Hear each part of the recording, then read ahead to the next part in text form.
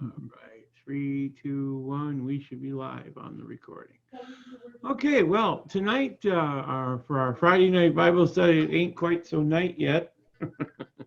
The beauty of summer coming.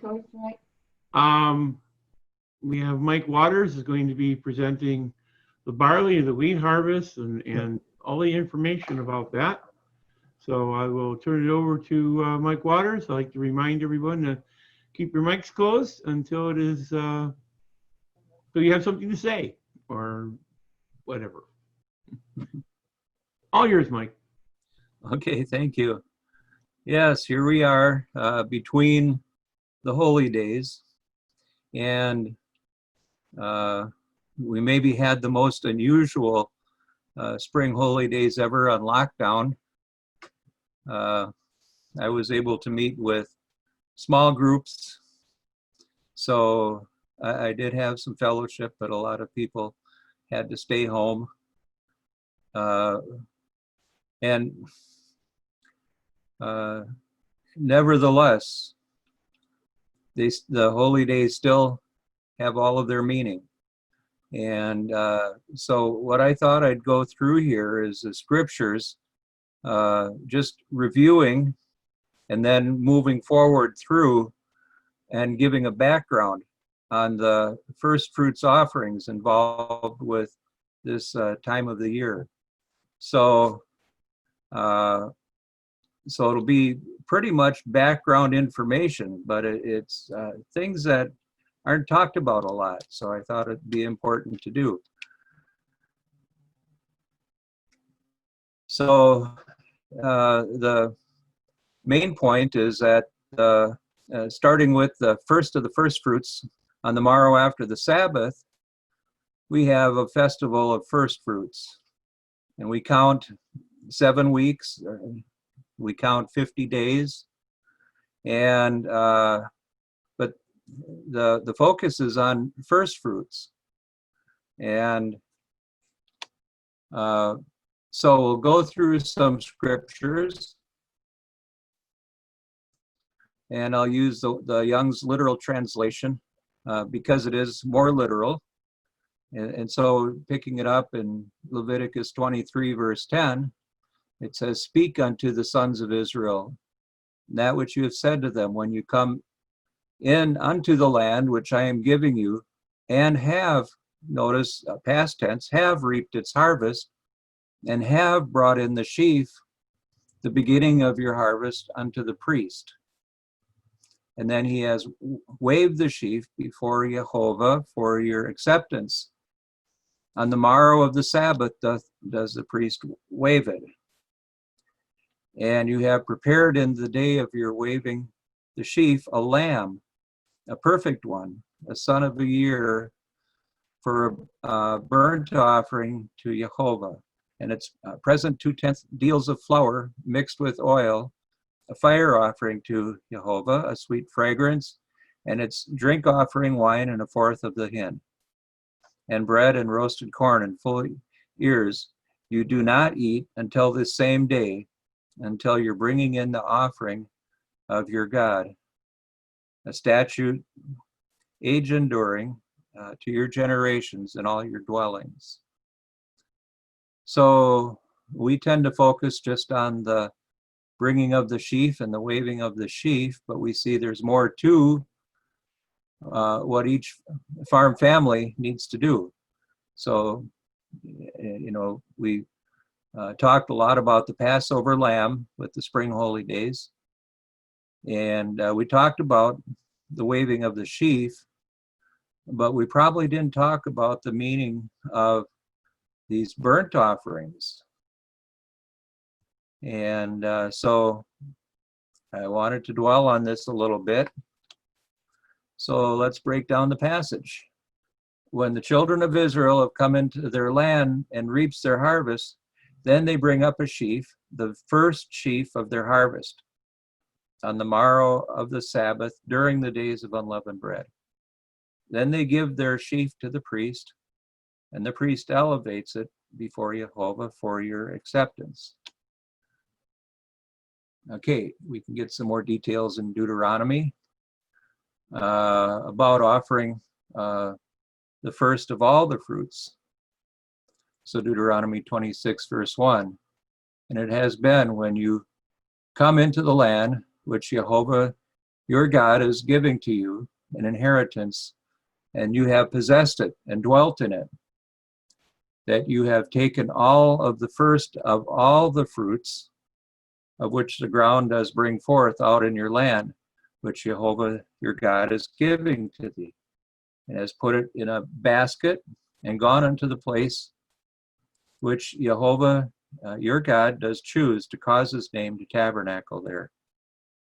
And when you have come in unto the priest who is in those days, and has said unto him, I have declared today to Jehovah your God that I have come into the land which Jehovah has sworn to our fathers to give to us.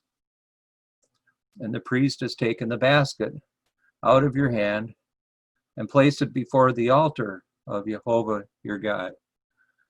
So I've kind of noticed a lot of people don't really, they kind of read over that this is something you do as a first of the first fruits for all of the fruits.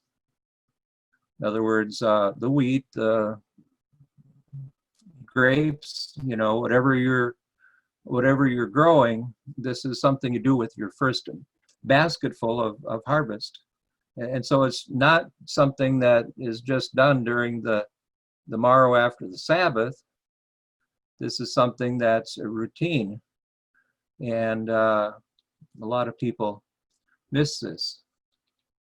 So this is a picture of gathering some wheat, and I don't know if you can see it, but it's they cut the wheat, gather it, and tie a straw around it to make a bundle. And so that's just the way it was done. And so they also brought all of the first fruits. So here, what this is the children at the Temple Mount at the Western Wall. And each year, what they do there is they reenact various aspects of the holy days. And so this is a Shavuot first fruits offering that the children are doing so that they learn. And they're bringing up a basket of, well, here you see the grapes, but the earliest grapes of the season. And but it could be pomegranates, it could be figs, and they all go through this with the the same method. You have a basket, and you bring up that amount of the fruits of the land. And then going back to Deuteronomy 26, and so next a prayer is offered up. Verse 5, and you have answered and said before Jehovah your God, a perishing Aramean is my father, and he goes down to Egypt and sojourns there with a few men, and becomes there a nation great, mighty, and numerous. And the Egyptians do us evil and afflict us and put us on hard service. And we cry to Jehovah, God of our fathers, and Jehovah hears our voice and sees our affliction and our labor and our oppression. And Jehovah brings us out from Egypt by a strong hand, by a stretched out arm, and by great fear, by signs and by wonders. And he brings us into this place and gives us this land, a land flowing with milk and honey.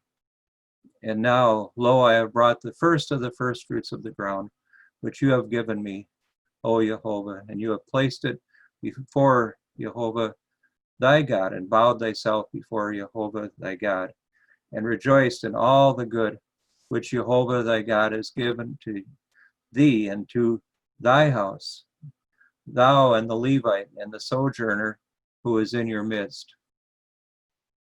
So this would have been just a repetitive Hebrew prayer. They would have, every time they would have brought the basket with the first cutting of whatever crop, it was the first sheaf of barley, the first sheaf of wheat, the first bunch of grapes, the first basket full of figs or pomegranates, whatever they were growing, they would go up and they would say this prayer.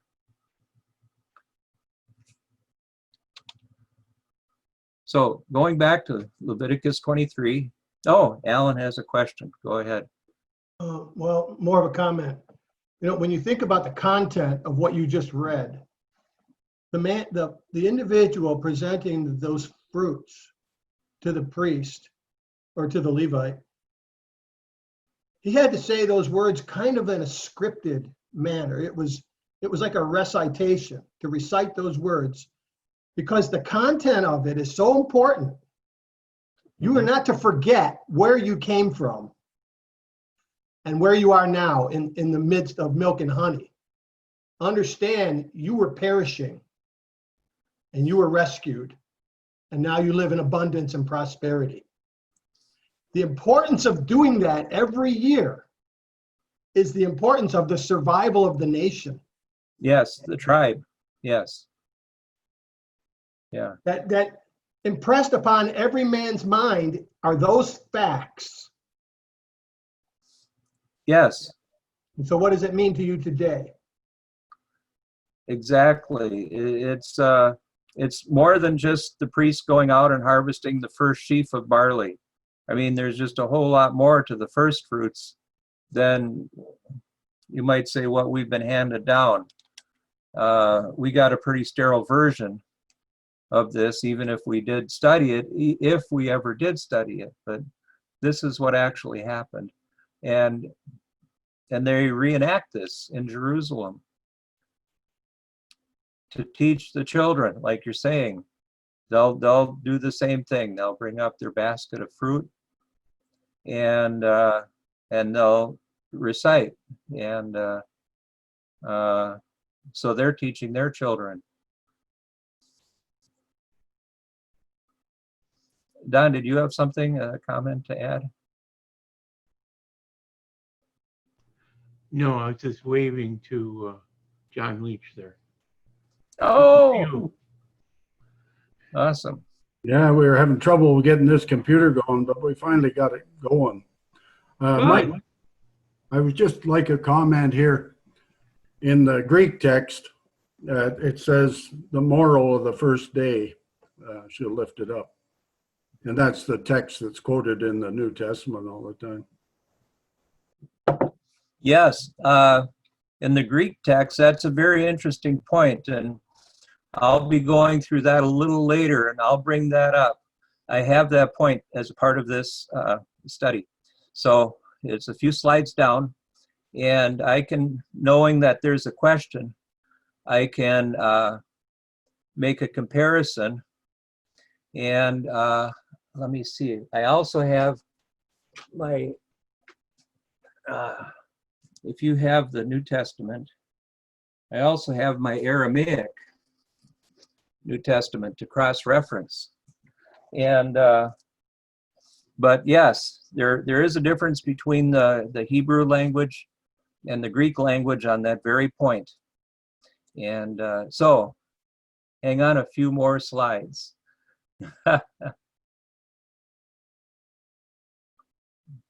Okay.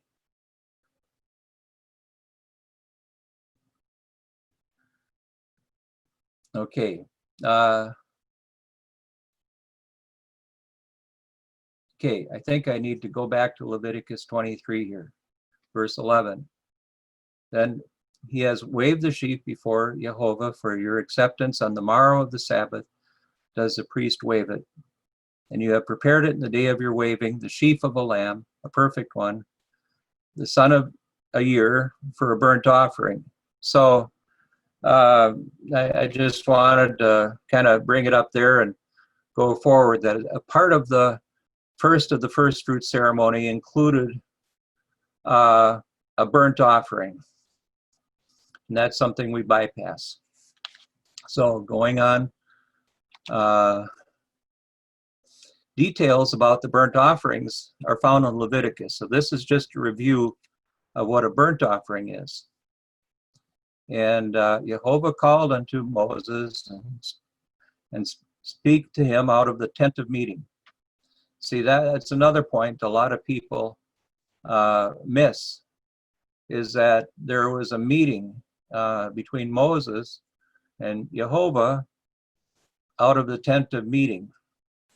And that's where we receive Torah. Was, I believe, every word was dictated right there. And speak unto the sons of Israel, and when you have said unto them, any man of you, when he does bring near an offering to Jehovah out of the cattle, out of the herd, or out of the flock, you do bring near your offering. If his offering is a burnt offering out of the herd, a male, a perfect one, he does bring near unto the opening of the tent of meeting. He's bring it near at his pleasure before Jehovah. And Leviticus 2, verse 1. When a person brings near an offering, a present to Jehovah, a flour is his offering, and he has poured on it oil and has put on it frankincense. And he's brought it into the sons of Aaron, the priest, and he has taken from thence the fullness of his hand, of its flour, and of its oil, besides all of its frankincense. And the priest has made perfume with its memorial on the altar, a fire offering of sweet fragrance to Jehovah. So we see here that this parallels Leviticus 23. We have the perfume added to the loaves, which are added to the sacrifice of the lamb and the wine as a burnt offering. So that offering on the day of the wave sheaf offering meets, the burnt offering matches what is said about the offerings in Leviticus 2. So it is a true burnt offering. So going back to Leviticus 23, verse 14, and if you bring near a present of first ripe fruits to Jehovah, okay, now here's a mistranslated word of green ears, roasted with fire.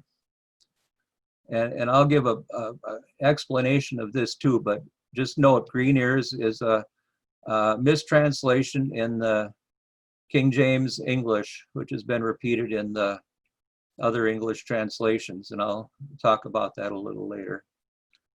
And you have put on it oil, and you've laid it on frankincense. It is a present, and the priest has made perfume with this memorial from its beaten out corn and from its oil, besides all its frankincense, a fire offering to Jehovah, exactly matching the burnt offering as described in Leviticus 2.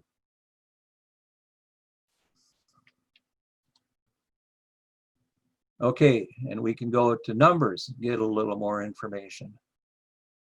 And use the Young's Literal, Numbers 15, verse 1, and Jehovah speaks unto Moses, saying, speak unto the sons of Israel, and you have said unto them, when you come into the land of your dwellings, which I am giving to you, then you have prepared a fire offering to Jehovah, a burnt offering, or a sacrifice at separating a vow, or free will offering, or in your appointed things to make a sweet fragrance to Jehovah out of the herd or out of the flock. And he who is bringing near this offering to Jehovah has brought near a present of flour, a tenth deal mixed with a fourth of an hin of oil, a wine for a libation, a fourth of a hin. You do prepare for the burnt offering, for a sacrifice for the one lamb. So this was something that each farm family, you might say, every clan, brought up to Jerusalem, along with their lamb that they used for their Pesach, for the Passover offering. And so we see that the The first of the first fruits was an offering that every family brought up after they had done their harvest even. You know, it was a window where you could, the very last families to the far north could have some high moisture ripe barley, but those that are down south, they might have their whole barley harvest done, you know, because as we read, it says after you've harvested. So the main point is to set aside your first sheaf, put it in a basket to offer it up as your first of your first fruits offering for each crop. And then this at the same time, each family brought this other part for the burnt offering. And I don't think that's how some people are teaching it today. That's why I'm kind of going through this and talking about the details of the first fruits. Okay, for a ram, you do prepare a present of flour. Oh, Mike, can okay. I ask you one more to repeat that last statement? Which part are people not teaching today? Well, what I remember being taught, which is in some of the history texts, is that only the priests offered up one offering, and I think the way they changed it to was that some of the members of the Sanhedrin would go out to a set-aside plot of barley outside Jerusalem, and they would harvest it on the evening after the Sabbath, before, or you know, and as John mentioned, there was differences that came in the next century about how to count, but they would have one barley offering collected by members of the Sanhedrin and offered by the priests. And that is not what the Torah says. That's something they made as a tradition later, I suppose, because it was just too much work to do it family by family. So they changed the literal instruction to a different tradition. And so the people that look for the first sheaf in the land for the appointed people to bring up for the sheaf on behalf of the whole nation, there's a number of people that are going by that in their barley search, and they discount what this says here for some reason, but maybe they just haven't read these other scriptures. I'll just, but they're going by a tradition of the that was established later in the Second Temple period, which is recorded for us. I don't think they're doing that rather than each individual determining when his crop was ready. Well, it literally says for each farm to bring up their first sheaf of their harvest. Okay, all right. But somehow they made a new ruling and just simplified it. Yeah. Mike, can I comment a bit here? Oh, yes. It was my understanding that they didn't really offer the sheaf. They offered an Omer, which is only 1/10 of that sheaf.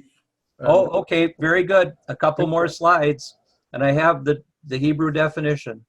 Right, and Josephus and Philo both comment on that. Yes, I'm chomping at the bit to get a few slides down to go through that. I'm sorry I interrupted you. No, you're prompting the discussion. Thank you. All right. Okay. So this is Edersheim's temple book about the temple. In here, it goes into the traditions of the Sanhedrin going out and doing the getting it, cutting it, roasting it, doing all that during the dark portion from Sabbath until the Sunday morning. It also gives the history. So this is The Temple by Edersheim. It explains all that. We can go into great detail, but he's got like 7 or 8 pages on where that tradition came from and how they did it. So there it is. That's where you find it. I remember Dr. Hay giving about a 3-hour sermon on the subject, and that's what he quoted. He came up to the Apple Creek meeting hall between Appleton and Green Bay, and I was kind of interested, so it only seemed like a few minutes to me, but other people thought it was a long sermon. And that began my study, and then I realized, well, what Edersheim is saying is not what Torah says. And so that brings up another question, and which I eventually found the answer for, but we can get to that later. So, well, this is basically, I wanted to point out in verse 13, every native does thus with these at bringing near a fire offering. So this, this kind of caps it right here.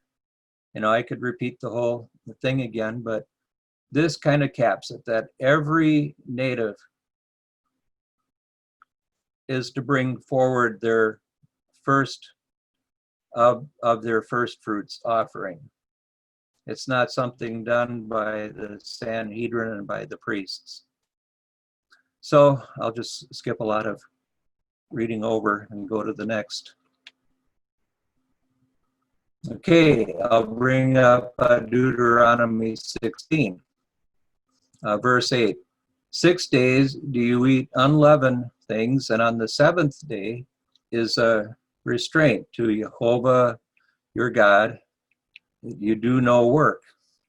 7 weeks you do number to thee. Well, see, in the Old English, ye and thee and everything are singular and plural, and so thee is a plural. From the beginning of the sickle among the standing corn, you do number the 7 weeks. And this verse here is actually not translating the Hebrew properly, and this verse here verse 9 causes a lot of confusion. But that's not on the subject here unless someone wants to discuss it. But it's kind of a little bit complicated Hebrew words that are just made simple by the English translators in a way that we can understand, even though that's not what it really means. It gets into the grammar. So verse 10, and you've made a feast of weeks to Jehovah your God, a tribute of a free will offering of your hand, which you give as Jehovah your God does bless you. Okay, here we get into the different sects of Judaism and the different methods of counting the 7 weeks to Shavuot. So the Pharisees, the rabbis nowadays, which we would call Orthodox Judaism, the Pharisees count 7 weeks from the day after the first day of unleavened bread. Okay, I'll just cover them all, then I'll break it down. The Sadducees, which were the priests, and the modern Karaites count from the morrow after the weekly Sabbath during the feast. Then there's a small sect of Samaritan Jews that were those that came back from the 10 tribes, the priests that came back from the 10 tribes to continue a temple worship The new immigrants into where the 10 tribes were, the Samaritans had such a big problem with the wild animals, you name it. So the Assyrians sent back some priests, and they figured that the God of the land would accept the new immigrants if they had some Levites and priests sent back and set up the right religion to the right God of that land. So that's how there's Samaritan Jews nowadays. They descend from the priests that were sent back to the land. Now what they do is they count from the morrow after the last day of the days of unleavened bread. So we have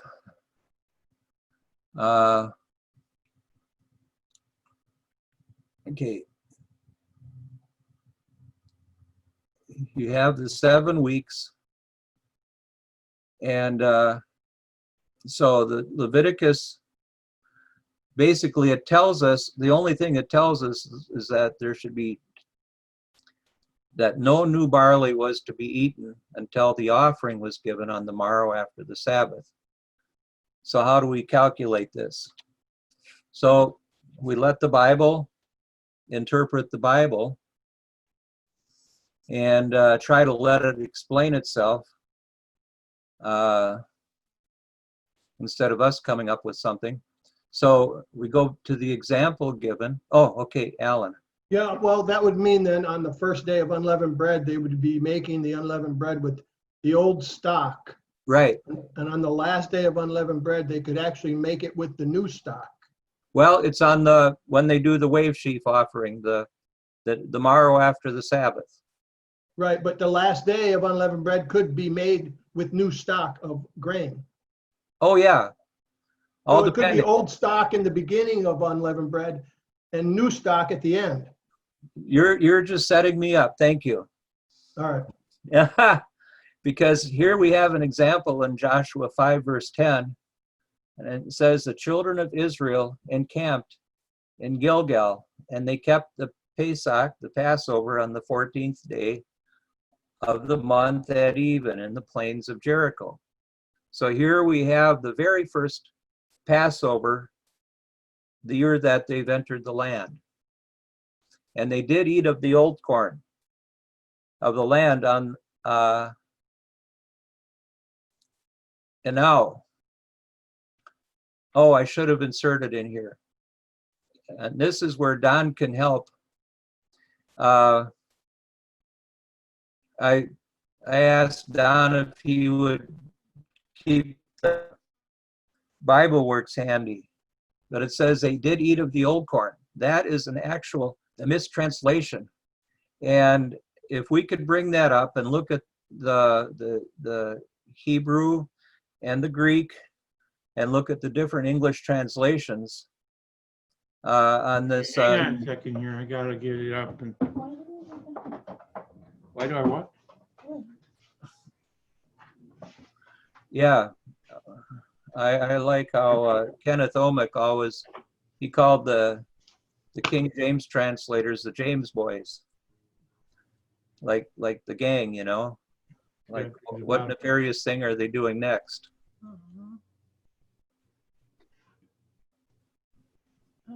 There we go. Now you can put the bottom back down. Reworking. I screwed up the screens. I'm good at this. Oh, So put in your scripture. Okay. What was that? What scripture did you want, Mike? okay, it's Joshua 5 verse 11. Okay. So you should have the English translation of the Greek, and you should have the Greek of the Greek. You should also have the Hebrew of the Hebrew, as well as. Yeah, I'm getting there. I can read that out of the old Hebrew. I can bring all of them up at once. I don't know if it's going to do or not. Okay, here we go. Now let me share that. Yep, take back control. Well, you have to release your PowerPoint Okay, so that I can share. let me do this. All you do is stop sharing. You Okay. have to stop sharing. Yeah. Yeah, you have to stop sharing on top. Go all the way to the top and say stop sharing.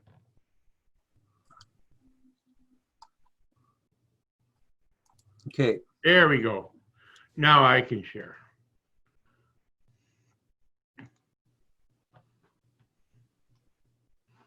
Okay. Now, if I get this stuff out of the way Mhm. and take this, actually, if I do this, I should, nope, I ain't going to. Oh, well. Put it over there. Okay, here we go. All right, I got New Living, New King James, Young, King James and the BB thing. BBG. Okay, that's the BGT. That's the Septuagint, I believe. What else did you want? well, the Hebrew word for old corn. Go. Oh, Okay, so that'd be what word is it? Corn. produce, earthland, morrow, Passover, unleavened. Yeah, it doesn't say old corn anywhere. I don't know if it says it in the Greek. We got the Greek there, but Yeah, it doesn't say. It says new corn in the Greek. Well, we'll It find does. out here. In the Greek, we got, this is a Septuagint.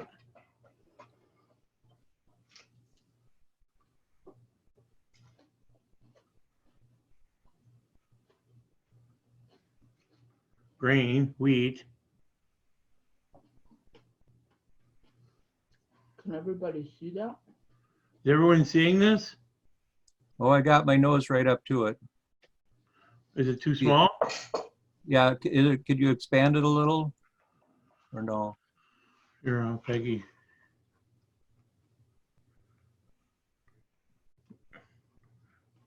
Why don't we narrow that? Yeah. Oh, that's much better. It has to fit on the screen. Is that better? Yeah, Okay. Okay. Now we'll try this again. Now everybody can see. There's the Greek. This is the Septuagint. And you got your aorist sense there.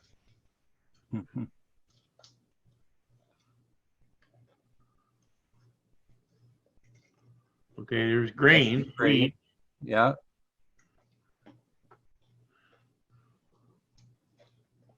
earthland, without yeast, unleavened. Okay, hands on. You can read it right out of the Greek here. It's in the English. okay, yeah, you have the English, read the English translation of the Greek. Okay. And actually, it's the old Hebrew that the Greeks copied and Yeah, and okay, this is what they said, the old Hebrew said. And they ate the grain of the earth unleavened and new corn or new grain. yes. The old is the wrong word, in other words, from many points of view, right? It doesn't mean the old corn of the land.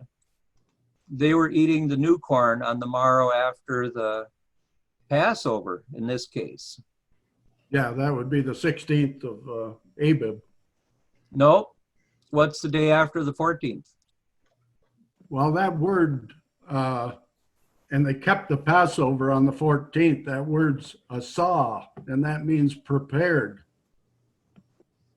Yes.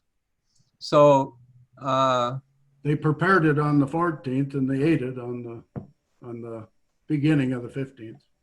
yes. And then the morrow of the Passover, what day would that be? That would be the 15th, and the 16th would be the first Omer count according to what it says in the Greek, the Old Hebrew, the Greek text. Okay. Joshua 5 here is agreeing with it. And you'll find Josephus and Philo, both eyewitnesses at the temple. They both, at the second temple, they both agree with what's being said here. But Simple Temple, they've already started changing. What do you want to do? No, I said that by the Second Temple, they had already changed the ordinance. Trying to see if we. Christ never disagreed with Christ never disagreed with days the temple celebrated. Well, according to my research of the temple service, that was determined by the Sadducees. And the debate didn't begin until after 100 AD. I prepared another Bible study on this, but there was so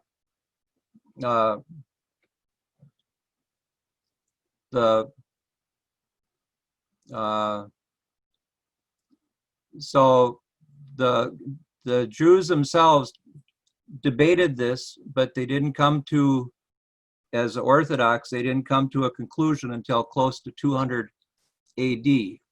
So I have a few more points to make.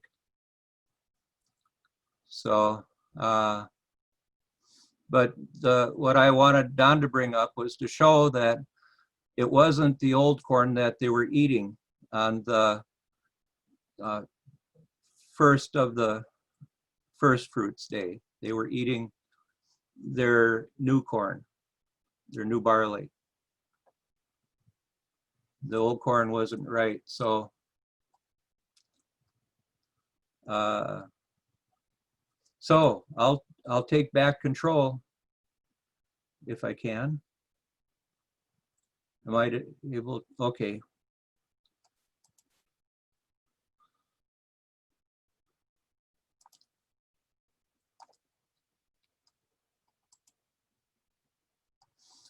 So we'll put a finger in the tab there. And so this part was to show that it was not the land, the way the Young's Literal has it, or the King James. That's where the Young's Literal added a word that wasn't there from any text.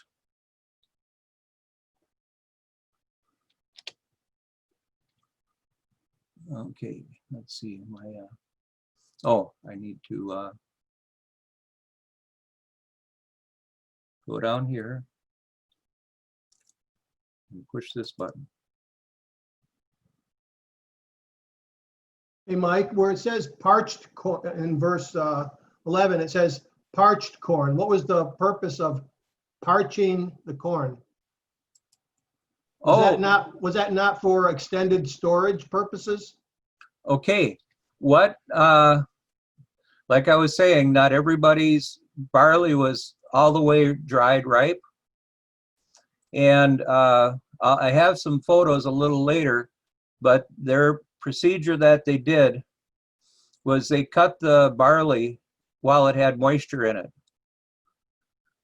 And you're probably familiar with high moisture corn, right? When the farmer makes high moisture corn, it'll be, say, about 30 to 35% moisture, and it's fully matured. It has a black layer, they call it. And if you see that little brownish black layer, that means that that kernel of corn is ready to sprout, but it's still high in moisture. So what they did was they cut the sheaf, bound it, and then they set it upright so then it could air dry, being removed from the root. It would just sit out there in the sun and air dry until it went down to the point that they could store it. And then that's when they went out and they brought in the sheaves and winnowed the sheaves.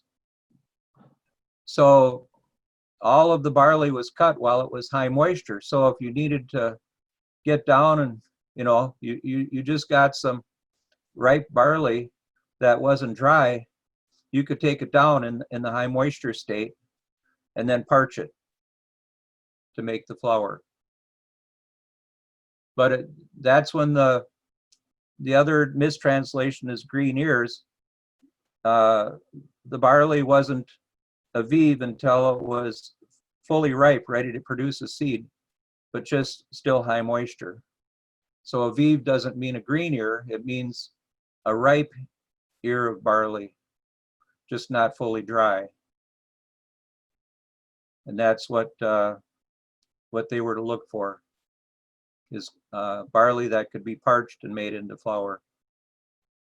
But if they ate unleavened cakes and parched corn, in order for it to be parched, it would take a period of time.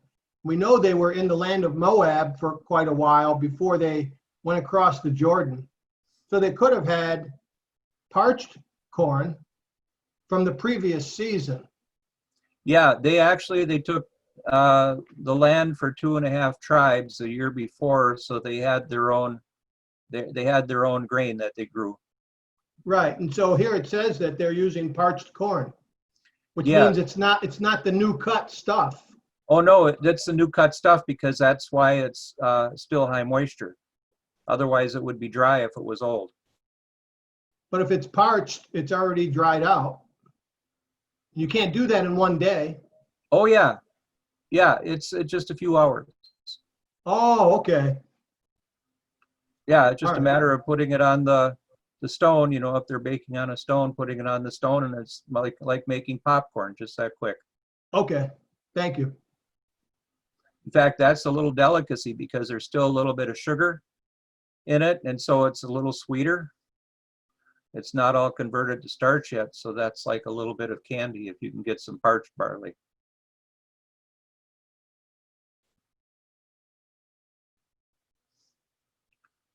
I think it's So- too, the manna stopped that day. Yes. Then the manna stopped. Yes. Yep. And so I just wanted to point out those two errors, that as we read our King James, we're taken off on two directions, because the green ears mean it's, unripe barley that's still green. And that's just a pure outright mistranslation. And then the old corn is an inserted word that they put in because that's what they thought it meant. They just added a word and didn't tell people that they added a word that shouldn't be there. So that's the 2 points from this frame here. Okay, now here we get the Pharisaic method. This is how I see it. I know there's other ways of seeing it, but the Pharisaic method, they would have offered up the wave sheaf on the 16th day, the day after the first day of unleavened bread. They would have not offered it up on the 15th. And the Samaritan Jews would have offered it up 1 week later, on the day after the last day of unleavened bread. So in our discussion group here, we can throw away the Samaritan Jews' way of looking at it, just out of hand. And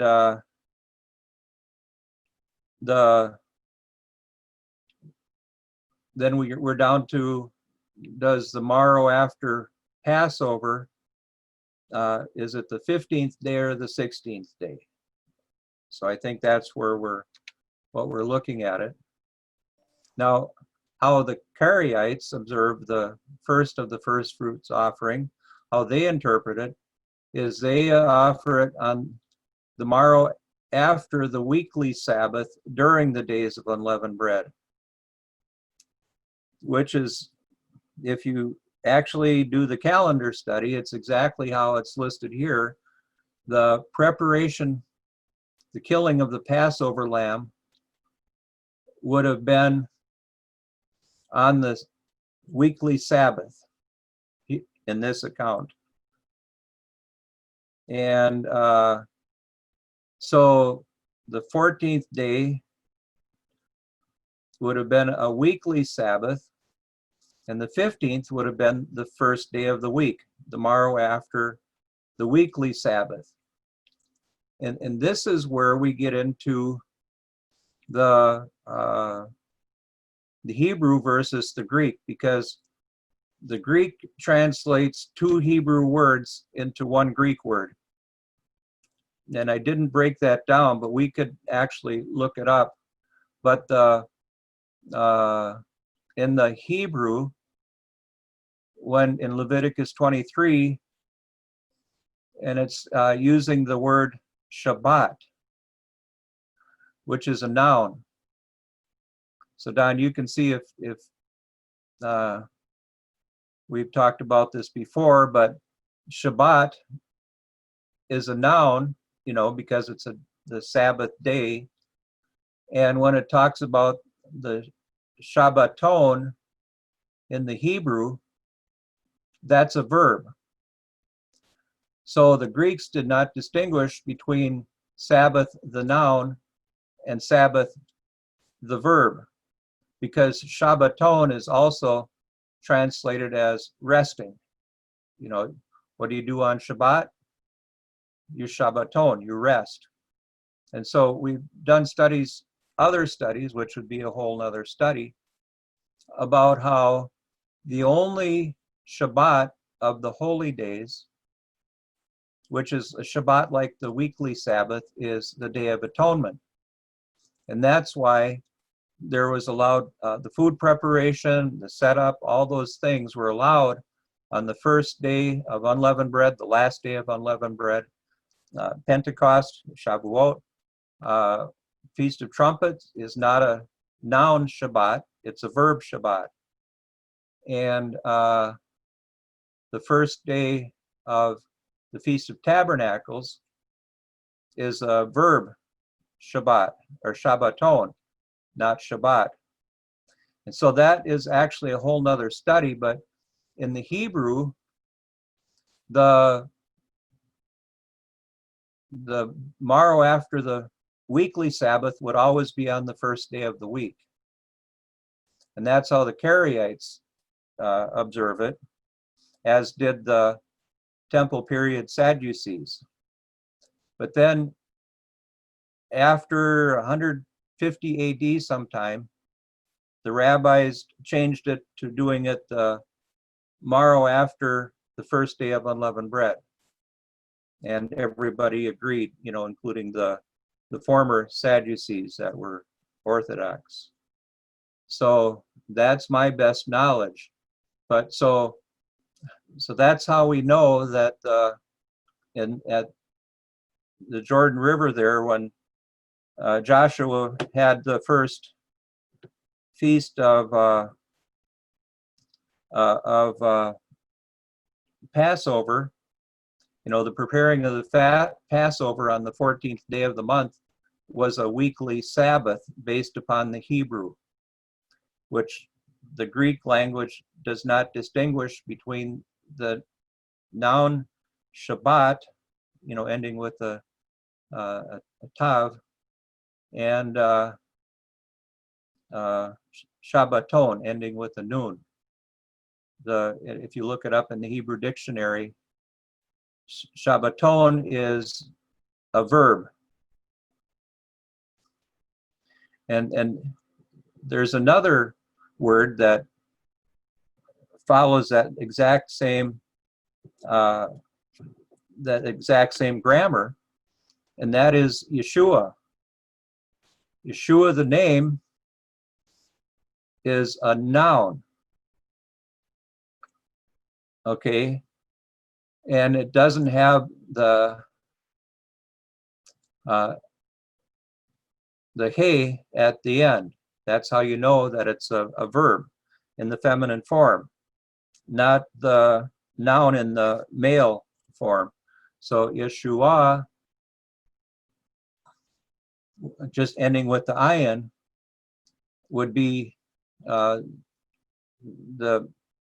you look it up each case, the Yeshua ending with an ayin is always the male noun, Yeshua ending with a hey is always a feminine verb. And the feminine verb means salvation or to save. You know, it's a verb. And so that's basically the similar issue is with Shabbat versus Shabbaton. Shabbat is the noun naming the day. Shabbaton is the verb to rest. And how the Greeks transliterated Sabbath is they only went to Shabbaton, which is the verb. They only kept the verb form as a transliteration. The word for Shabbat is Shabbat, Sabbaton. It's a without the sh, it's s. Sabbaton is the Greek. So that's just something to bring up. It's a lot of study. It's kind of peripheral to the Bible study tonight, but it's a detail, and I hope I left it, you know, somewhat clear. That it's all, you know, hopefully it's not as clear as mud.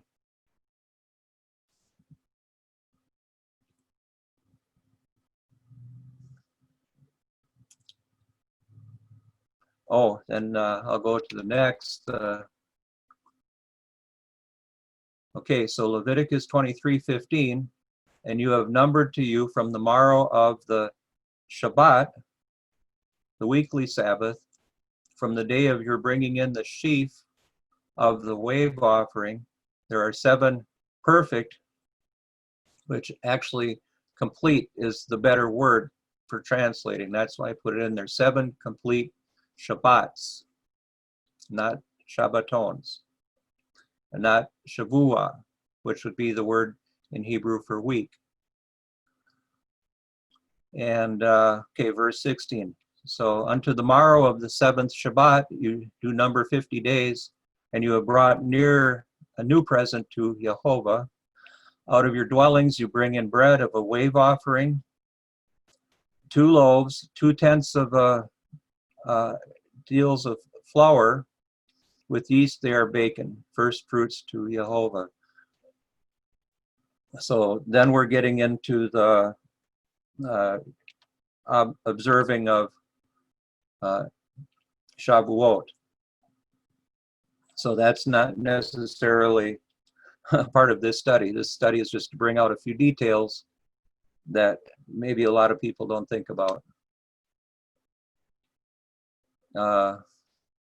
Verse 18, and you have brought near besides the bread 7 lambs, perfect ones, sons of a year, 1 bullock, a son of the herd, and 2 rams, and they are a burnt offering to Jehovah with their present and their libations, a fire offering of sweet fragrance, again, a fire offering, sweet fragrance to Jehovah. And you have prepared 1 kid of the goats for a sin offering, and 2 lambs, sons of a year, for the sacrifice of peace offerings. And the priest has waved them besides the bread of the first fruits, a wave offering. So here he's elevating the loaves baked with yeast. And besides the 2 lambs, they are holy to Jehovah for the priest. So this is different than the first of the first fruits. This is something that the priest has waved, or actually its elevation would be maybe another synonym, that he's lifting these 2 loaves of bread of the first fruits up towards heaven to present them. So I'll just finish here on Shavuot. And you have proclaimed on this self-same day, a holy convocation is to you. You do no servile work, a statute age enduring in all your dwellings to your generation. And in your reaping the harvest of your land, you do not complete the corner of your field and your reaping, and the gleaning of your harvest, you do not gather to the poor and to the sojourner, you do leave them. I, Jehovah, am your God. So the story of Ruth and Boaz is set during the days leading up to Shavuot. So we see there the poor person is picking up the gleanings. That was a part of the whole thing about the harvesting rules also. So while the men gathered the sheaves, and here you see exactly how they did it. They cut the wheat down, and then they came along and picked it up and formed it into a bundle, and they tied it off. So finally we get to talking about an Omer. In Leviticus 23:15, and you have numbered to you from the morrow of the Sabbath, from the day of your bringing in the sheaf. Okay, I have that in bold. The sheaf, I brought up the definition down below. So it's a swath, a row of fallen grain, the cut grain, and it's a measure also. So Omer is the Hebrew word that's also translated sheaf. And so sometimes it's just transliterated Omer, and other times it's translated sheaf. So then when we get into the measure, say,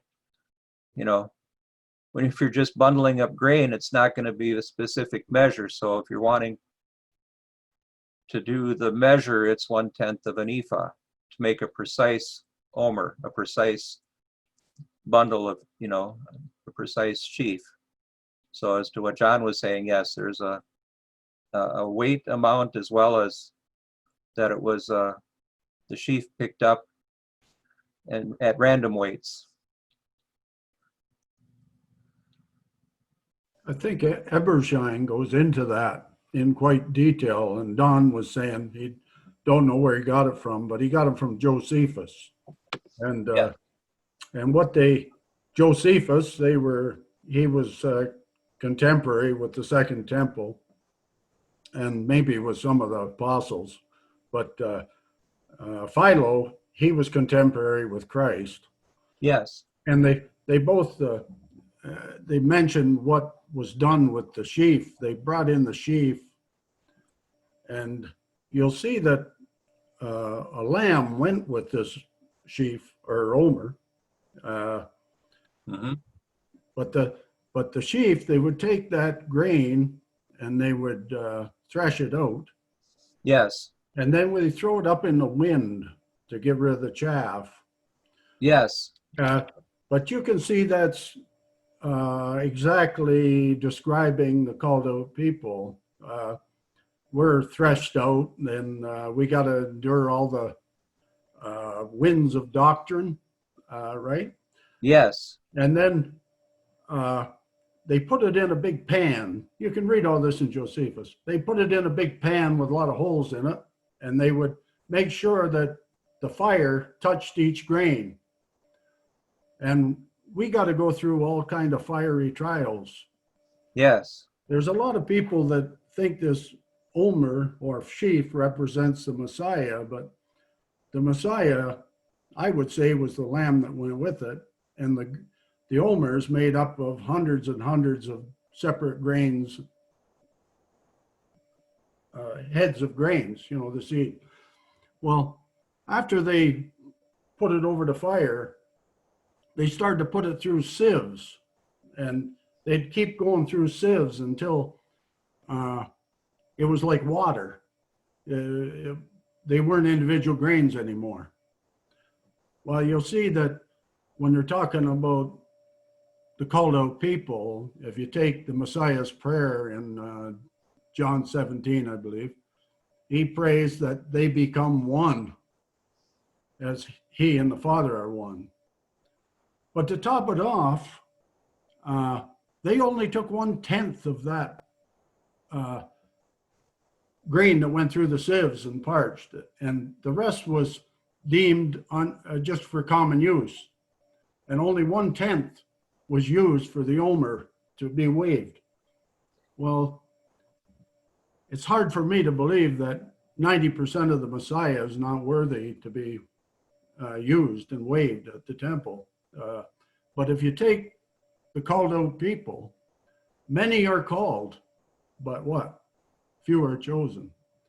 So that I just wanted to comment on the procedure that Don brought out on how they went about this. And Yes, because when they bundled it up, it was not a precise measurement, but it says, you know, that they gave a precise measurement for making the loaves for Shavuot, yeah, as well as making the loaves for the first of the first fruits burnt offering. also you'll find that the Omer is the measure each one gathered from the manna. Yes, that's where it's called Omer instead of a sheaf, because obviously manna is not on a sheaf of, you know, with the straw and everything. So that's transliterated Omer in Exodus. I don't Yeah, know. What's good points. Go ahead, Mike. Oh, well, I think we got everything. I'll go back. You know, the farmer cuts a sheaf. With each stroke, the scythe lays it on the ground. The next step is to bundle it up. And, you know, and a lot of people never think about this, is that they think about our process of harvesting it with the combine. And see, you know, how we do the grains nowadays is the farmer goes out and sprays Roundup on it. I just say a week before harvest. They just keep spraying Roundup ahead of the combine. So that's the same as cutting the sheaf. You know, you kill the plant, the living plant. And so nowadays they spray Roundup on it. So we don't have to do the old fashioned like the Amish way, because you see in Amish communities where they'll cut it with the scythe and bundle it up, and, you know, stack the bundles up so they can dry in the sun. And then it's just like you said, John, after the grain is dried, the sheaves are brought to the threshing floor to be threshed. But so this whole thing about counting the Omer, the Bible doesn't talk about counting the Omer. And that was another point, you know, that now we talk about counting the Omer. Well, I didn't find that.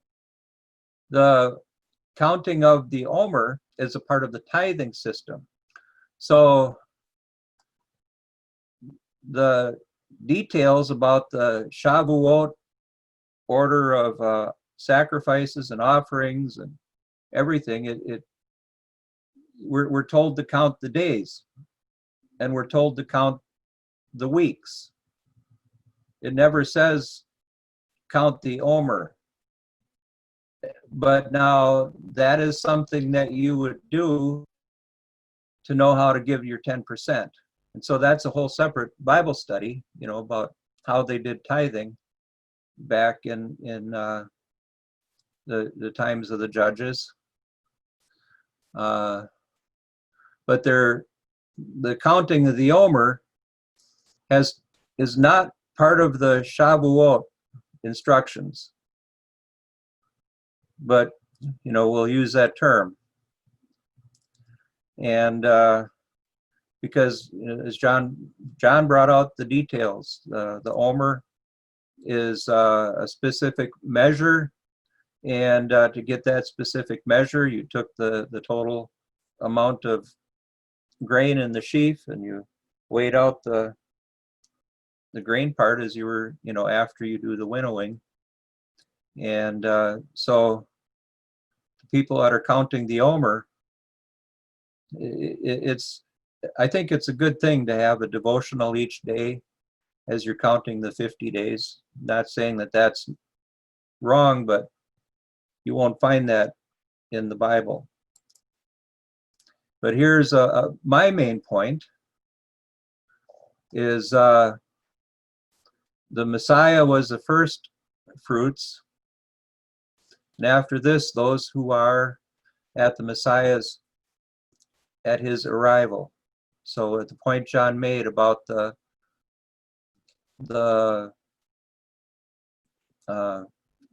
first fruits also point to the first fruits who will be resurrected at his arrival and be part of the first resurrection and the wedding supper. So to me, this is like the big picture overall summary. Why we look at the first fruits is that it's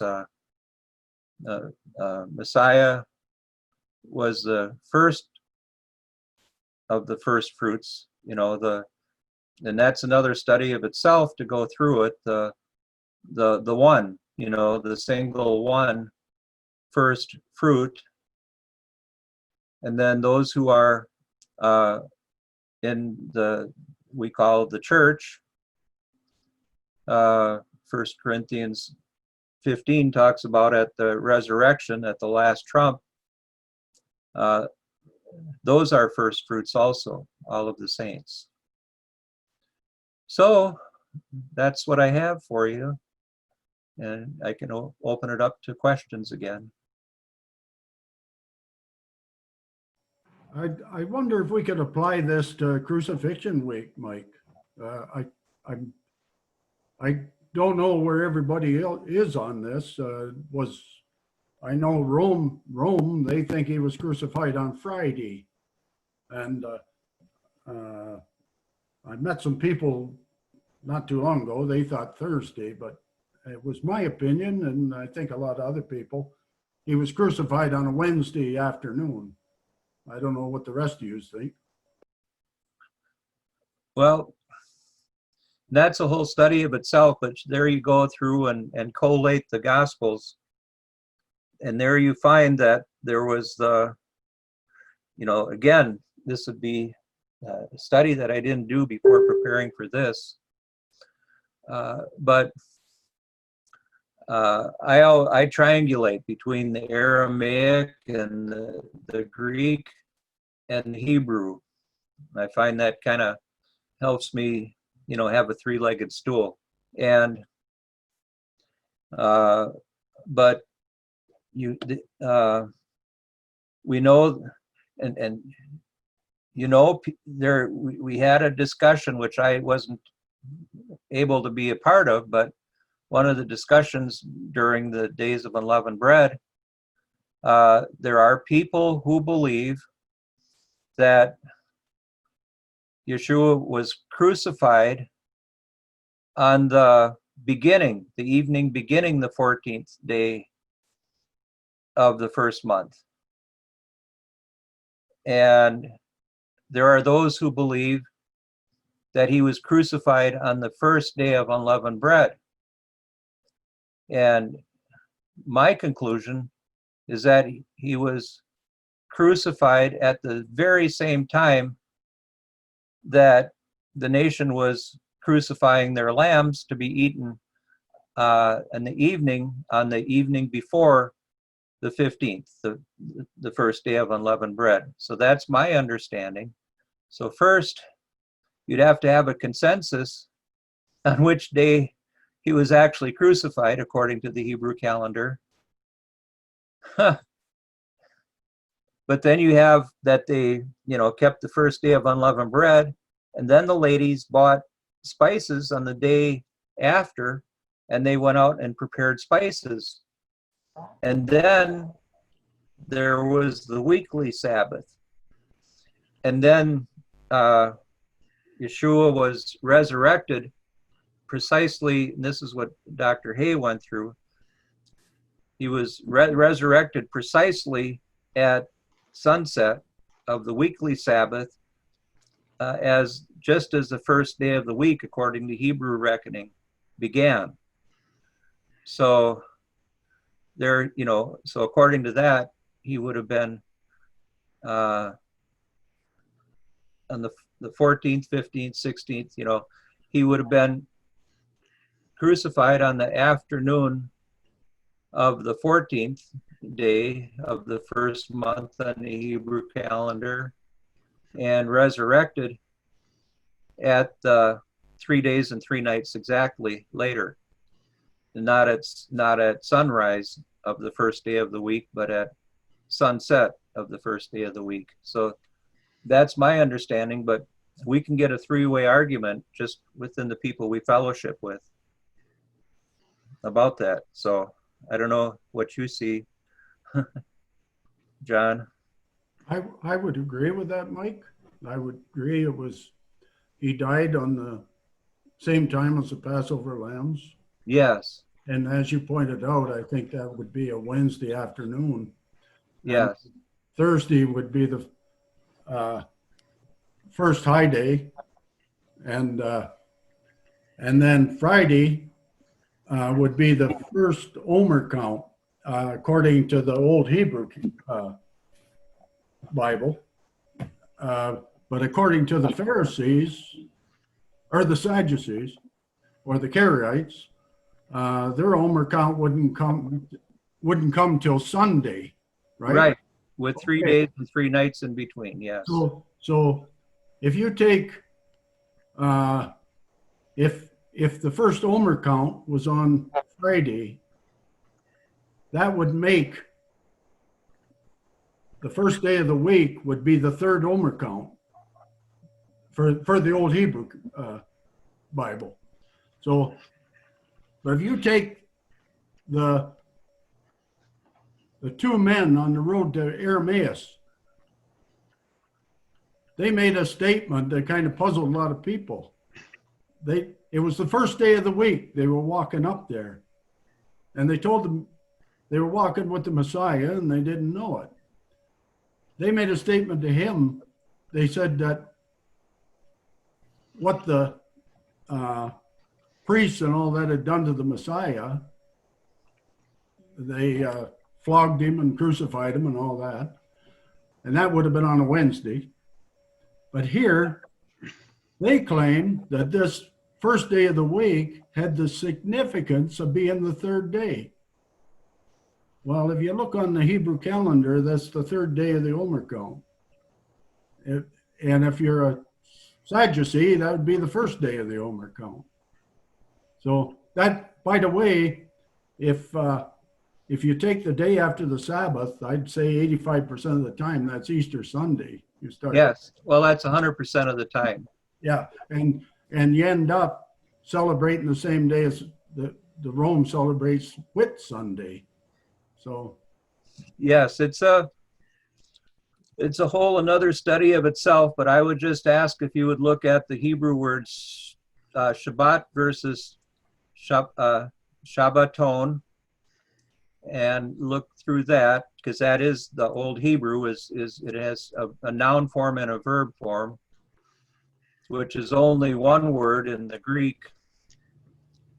And but yeah, I mean, there's just a whole lot. You get all the way up into the 2nd century, and their arguments. I've done a fairly extensive study in the Talmud and their arguments about the proper day for Shavuot. And so I've read quite a few different arguments as recorded in the Talmud. Just like we can know a lot more about the proper Hebrew calendar because, Jewish people, they argue everything. And again, on the, so you could know the whole framework just on their letters arguing back and forth what they were discussing. And believe it or not, there's several more options besides what the Orthodox do today, presented in Talmud times. But the the purpose of this study was just to give some background information, and those other things would be actually, I have a whole Bible study about Sivan 6, and that's when I studied into Talmud, and I lay out the different Jewish rabbinical arguments, which they had a few more even. And when they came to a consensus that they all kept, it took a bit.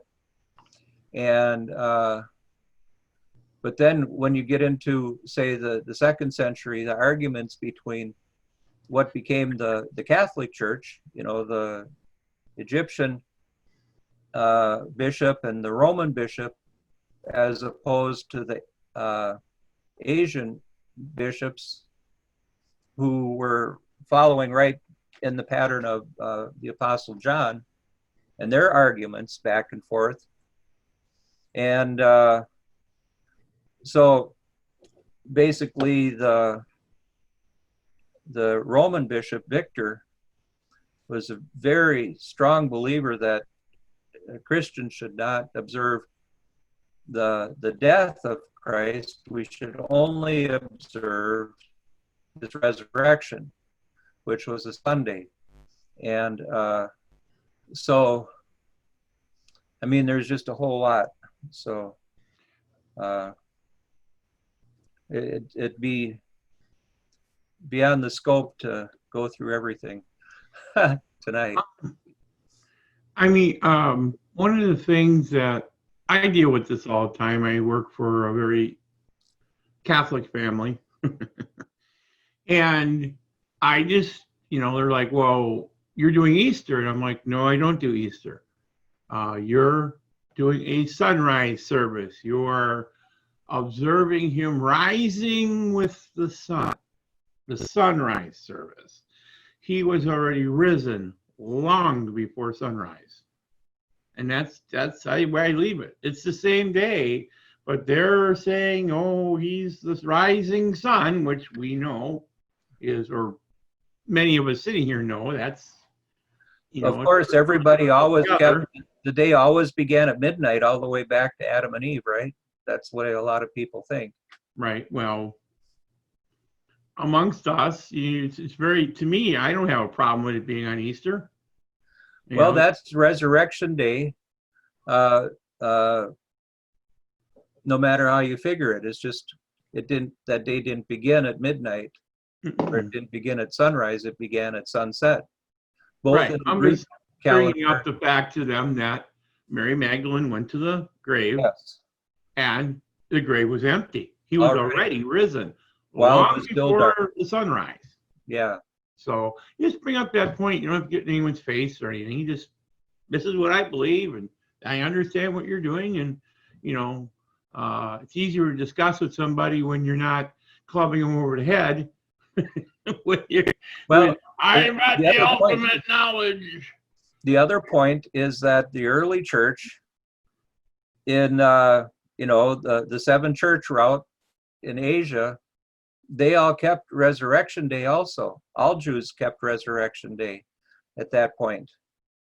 And it wasn't really until, and I think it was a part of the whole Christian versus Jewish debate that the Orthodox Church switched to Sivan 6. And that's the result of my studying of Talmud, that they debated this whole thing up through about 150 AD. And at that point, Orthodox Judaism made its final split between the Christian way of keeping the holy days and the Jewish way of keeping the holy days. The Jewish people did like the never on Sunday rule, and the Catholics, who became the Catholic Church, were always on Sunday deal. And then that evolved to the point that the way of calculating Easter, the Orthodox Church, a lot of people don't even know that the Roman Catholic Church split from the Orthodox Church at 800 AD. Before then, they were all Orthodox. So the Orthodox made up a way so that Easter would never fall on Passover. Again, the Jew versus Christian, the hatred, I guess. So they made it that Easter floats. It doesn't go by the Hebrew calendar, it goes by a different method of calculating. Well, then in 800 AD, when the Roman Catholics split from the Orthodox bishops and declared themselves the one true church, and their Pope was the one true bishop of Christ, and they had actually 7 doctrinal changes that nobody else accepted, and they split from the Catholic Church, the Orthodox Catholic Church. Then they rewrote history, that their bishops went all the way back to Peter, and that whole mess of lies. They switched to a different way of calculating Easter, just to be different from the Orthodox. Well, and I've talked about the miracle of holy fire before, that happens on the Saturday before Orthodox Easter every year for the last at least 1,100, if not 1,400 years. Every year the miracle is recorded. The holy fire only works according to the Orthodox way of calculating Easter, not the Roman Catholic way. So the Romans will never tell you about the miracle of the holy fire in the old city of Jerusalem. And another anecdote on that, this year they did social distancing in their ceremony of the holy fire. Usually the Church of the Holy Sepulchre was just jam-packed with people, and they all had their candles waiting for it to be lit by the holy fire. And then they would bathe themselves in the fire while it was cool. And then when the flame turned hot, then they would start their parade through the streets of Old Jerusalem. Well, this year there was only 10 Orthodox priests and their assistants, and they gathered 11 torches, which they immediately placed in their carrying case and took down to the Ben Gurion airport, which only had 11 jets. And those jets got their case with the flame in it and took off for 11 Orthodox cities. To deliver the Jews let them carry their holy fire out to 11 different capital cities, 11 different Orthodox patriarchates. That's how they did it this year, with 10 people, proper social distancing. I thought that was so interesting, but I'll shut up for a while. I'd like just to comment on the difference between the Hebrew religion and the Roman religion. Roman religion attaches their special celebrations to days of the week. They got Easter Sunday, they got Strove Tuesday, they got Ash Wednesday, they got Good Friday. But this is different than the Hebrew religion, because the Hebrew religion attaches their celebration to a date on the calendar, not a day of the week. And you'll find out, like in as far as Sivan 6, that's only come about since Hillel fixed the calendar. Prior to that, the calendar was cited, and months had sometimes different number of days. So prior to the Hillel calendar, Pentecost could fall on the 5th, the 6th, or the 7th of Sivan. So So the CVAN 6 is only since the Hillel calendar was put in motion. I believe it. They have letters debating every detail in the Talmud, because the Jews recorded all their arguments, and you hear every point of view. Just like you're saying, they had the different ways accordingly, and that's one nice thing, we kind of know the Babylonian Talmud, but there was also the Jerusalem Talmud, which included the Mitzrayim Jewish community, the Egyptian Jewish community writings, and then it has the oral laws, which supposedly predate the other Talmuds.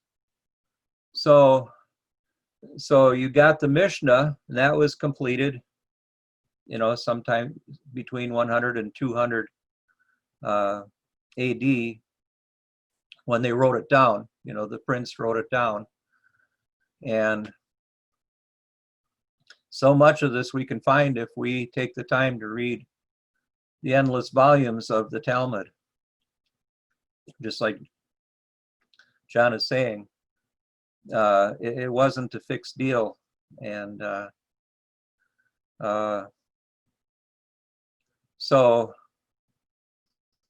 they had a lot of different ways of doing things. So I hope we pointed out what was in Torah tonight, because I do believe that the Torah is a perfectly symmetrical, mathematically symmetrical, on probably five different levels of symmetry, 5 dimensions of symmetry, and that it was dictated from a non-human to a human to write down.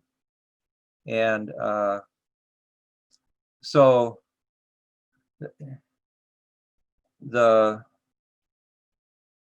that's my axiom, I guess you might say.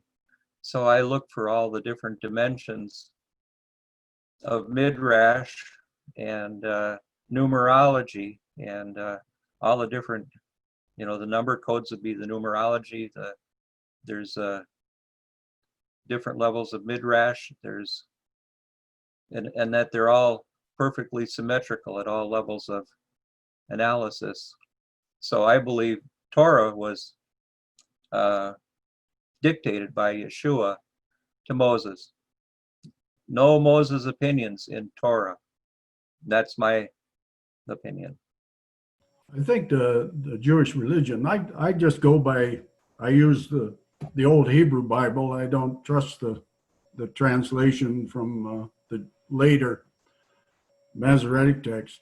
But because all your quotes, I think Alan has seen me do this. I've done PowerPoint presentations at the feast, and I just put the quotes in the New Testament. I just put them up there and ask where they come from, and I'll put the Masoretic text beside the Old Hebrew, which is the Septuagint, and just ask people where they came from. And it don't take you, there it is in front of your eyes. It's all coming out of the Old Hebrew. Well, and then they used a different alphabet at that time, which was a hieroglyph alphabet. And see, there was no punctuation, there were no spaces. So how do you know what's a word and what isn't a word?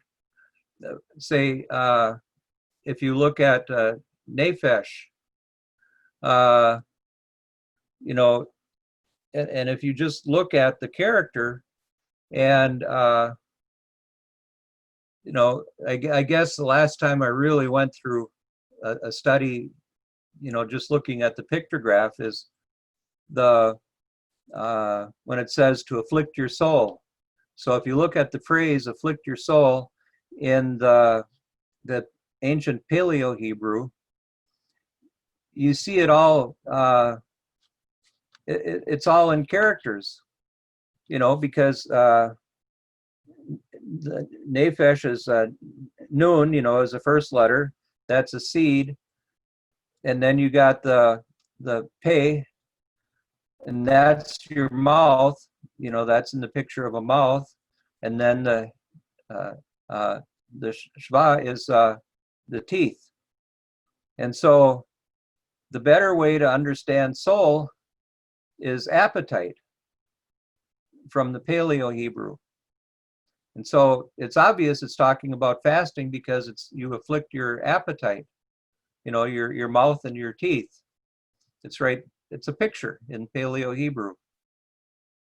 And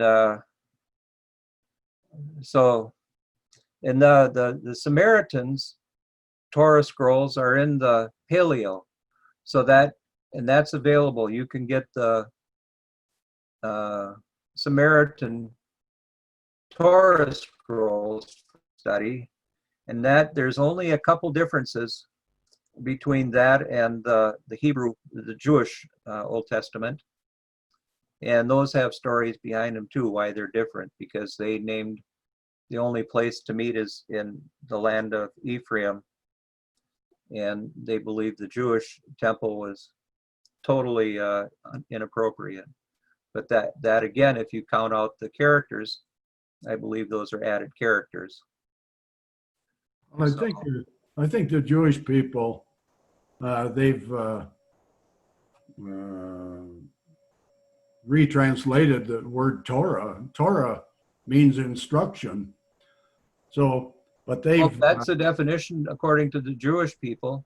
yeah, well, they've made it, instead of instruction, they've made it law. No, the Greeks did that. So therefore, they don't recognize any Torah in the New Testament. Well, no, see, the Greeks translated, and you can go back through compare it side by side, but if you look up the meaning of the word Torah and the way Jewish people use it, it's always instructions. They don't look at it as a law because you have different words. You have the kuka, which is statutes, and you have the mishpatim, which are the judgments. The Jewish people break down the word law about 5 different ways in 5 different categories. So say you're doing your Torah study and you're going Exodus 21 through 24. Well, that Torah portion is called the mishpat, the judgments. And so some of our questionable things, like buying and selling slaves, and some of the female slave stuff, and the multiple wives, the laws about how to have multiple wives. Well, those are mishpat. They're not as Yeshua said, it wasn't that way from the beginning. That was a judgment for those people at that time. So it was a teaching, it was Torah, but it was under the judgments, and the laws about divorce, that was a judgment. The ordinances about the holy days, that's listed as kuka, which is they're not listed as Torah. So, but if you look, the Greeks only use the word law for the 5 different words in the Hebrew. But then if you look at the Aramaic, they do the same thing. So that's where it's kind of hard to know when it talks about nailing the law to the cross. Well, what was that, So if you go back and you look for the Old Testament verification on that, well, even if you just look at the Greek words, it was a sentence, part of the law. It wasn't the teaching. But I like to study to triangulate the languages. I find I learn. Then the other thing I learned from Mark Kaplan, he put me on to reading the Ethics of the Fathers, which was a compilation of Pharisaic Talmud, before the time of Christ.